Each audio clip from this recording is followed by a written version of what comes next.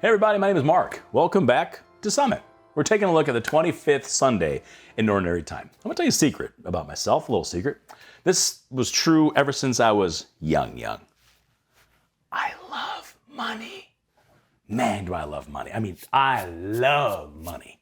Now, luckily, being a ministry, I don't have any, so it's easy to love what you don't have. When I was a kid, though, is when I discovered my love for money. Now, I know it says in the New Testament, love of money is the root of all evil. So it's embarrassing to admit this, but when I was a kid, I loved it. You know why? Because it was cash money. Are you kidding me? I had stuff I needed to buy. That skateboard's not gonna buy itself. That bike's not gonna buy itself. That video game system's not gonna buy itself. I had to earn me some Benjamin. So I got a paper route. Now, this is back in the day when kids could have paper routes and you could run around and pedal on your bike and you're delivering papers to all of your neighbors, all those friends and foes, if they didn't tip you. But it was back in the day and all of a sudden I had all this cash. I was like in elementary school, I was in middle school and I had all this cash because of my paper route. I could buy anything I wanted. It was the best. And then all of a sudden I discovered, if you work hard, you make a lot of money. And then all of a sudden I got a job in a restaurant and I'm bussing tables and I'm making more money, cash money. It was the best thing ever. And then all of a sudden, this thing, Life Teen, starts in my church, and I'm going to Life Nights, and my youth minister at the time says, you know what, if you have a job, whether you're babysitting or you're bussing tables, whatever you're doing, working in the movie theater, you should be tithing, you should be giving some of your money back to the church. Hold on. Hold the phone there, buddy. I worked hard for that money. I was slinging salsa all over that restaurant. I wasn't just going to start giving my money away in the collection basket so, Father could go buy a new robe or whatever. And then I came to understand a little something about money. Not just that it's a gift from God, right? Even if you have a good work ethic and you're a hard worker, even that's a gift from God. But I came to understand the danger of money. See, because if you have money, you can become really possessive of it. And if you have money and you're working hard for it, you can start to look around and you start to look at the world, and the world can be very enticing. You can make things into gods, into your God. And this is one of the reasons that God encourages us not to allow money to blind us or to bind us.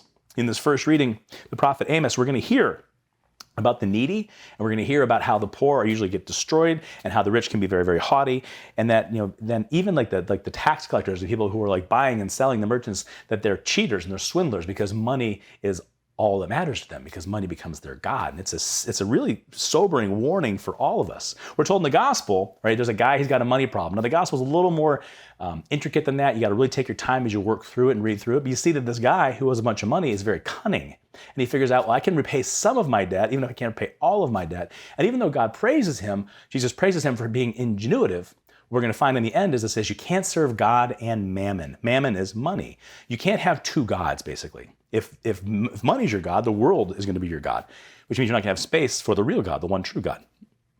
We're reminded in the second reading from St. Paul to St. Timothy, listen, you need to go be virtuous, right? We need to pray for one another. We need to pray for those people in power. Oftentimes the people in power, just like money, that can be very sobering. It's very worldly. Mammon is a worldly wealth. Power can be a worldly wealth, very sobering. So he's trying to remember, hey, you have to pray for people in spots of power, positions of power. You need to intercede for them, that they would be good and holy people. And we need to pray for one another that we'd be good and holy people. And we need to live quiet and tranquil and peaceful lives. We need to live virtuous lives. We need to be hardworking. We need to realize where all of our good gifts come from. St. Paul is offering these really practical insights into life. But the reality at the end of the day is this. You might not have any money right now. You might have tons of money. Someday you might have tons of money. You might have no money. At the end of the day, we have to realize is this. God is our God. And anything, whether that's fame or fortune or the desire for fame and the desire for fortune or the desire for worldly things or popularity, anything that gets in the way of God, that's of the world, that gets in the way of heaven, is a false God. And he reminds us of this and he warns us about this. So if this is something that inside of you, that desire for fame and attention or wealth that was inside of me for so many years as a kid, pray about it. Take it to the Lord. Go to the one true God and say, God, reveal to me any and all false gods in my life. Reveal to me my own desires for worldly things that might cost me heaven.